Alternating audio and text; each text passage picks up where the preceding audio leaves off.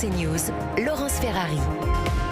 Et notre invité ce matin dans la grande interview sur CNews et sur Europe 1, c'est Jean-Philippe Tanguy. Bonjour à vous. Bonjour à Ferrari et bonne rentrée à tous. Absolument, on est ravis de retrouver nos téléspectateurs et nos auditeurs. Vous êtes député du Rassemblement national de la Somme. Marine Le Pen fait sa rentrée cet après-midi face aux patrons du MEDEF qui sont réunis pour être éclairés sur ce que vous allez proposer en termes économiques. Est-ce que votre programme économique est clair? On a l'impression qu'il y a beaucoup de flou autour de vos programmes. Évidemment, quand c'est flou, vous le savez, c'est qu'il y a un loup. Non, au contraire, je pense qu'il est très clair pour les Françaises et les Français. C'est un programme qui a toujours insisté sur le produire en France, sur la valorisation de l'entrepreneuriat. C'est pas très clair sur encore, monsieur Oui, mais Tanguy. vous savez, là, c'est comment on produit des richesses en France, comment on encourage les entrepreneurs à avoir confiance dans notre pays, comment les salariés sont mieux payés, mieux valorisés, comment on relance l'innovation, la recherche dans notre pays, comment les marchés publics, l'impôt des Français favorisent les entreprises françaises, comment on simplifie tout. Finalement, les problèmes que vivent les Français au quotidien, c'est aussi les problèmes des entrepreneurs, la bureaucratie,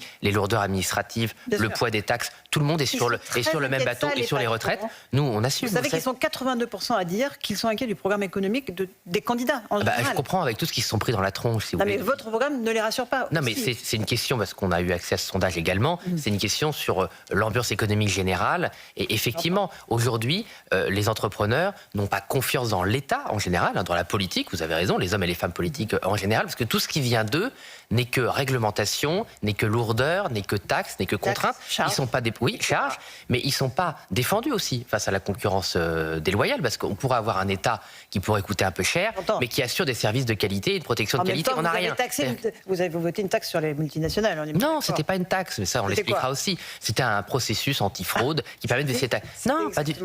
Non, c'est pas une taxe du tout, Ferrari. Non, mais ça je connais bien le sujet pour le coup. Je sais, vous êtes le monsieur économique de RN. Non, mais au-delà de ça, c'est une mesure qui vient des souverainistes. Il se trouve que cette fois, l'amendement lui-même venait de la gauche. En fait, c'est une vieille mesure de patriotisme économique qui consiste à ce que le Starbucks, qui paie pas d'impôts, paie des impôts pendant que votre café du coin, il paie des impôts plein pot. Parce que la fraude, elle est payée par qui ? Elle n'est pas payée par l'État, elle est payée par les honnêtes gens. Donc il faut toujours lutter contre la fraude. Toujours payée par les honnêtes gens. Absolument, mais bon, vous pouvez aussi vous retourner contre des gens qui abusent du système. C'est le cas de beaucoup de fraudeurs, mais c'est aussi le cas d'un certain nombre de multinationales qui ne paient pas leur juste part. Or, il faut quand même aussi, parce qu'il ne faut pas faire de la démagogie, il faut aussi financer les routes, il faut financer la police, l'armée. Il y a quand même des services publics à financer. Donc il faut faire le ménage, il faut faire un grand ménage. Marine Le Pen a parlé des écuries d'Augias des comptes publics. Vous savez, c'est ce mythe herculéen où il fallait faire un grand nettoyage parce qu'il y a un mélange, il faut bien le dire, de lourdeur mais aussi de bordel. C'est-à-dire qu'aujourd'hui, nous, en tant que commissaire aux finances, quand les ministres macronistes viennent nous présenter les choses, on ne comprend même plus où va l'argent.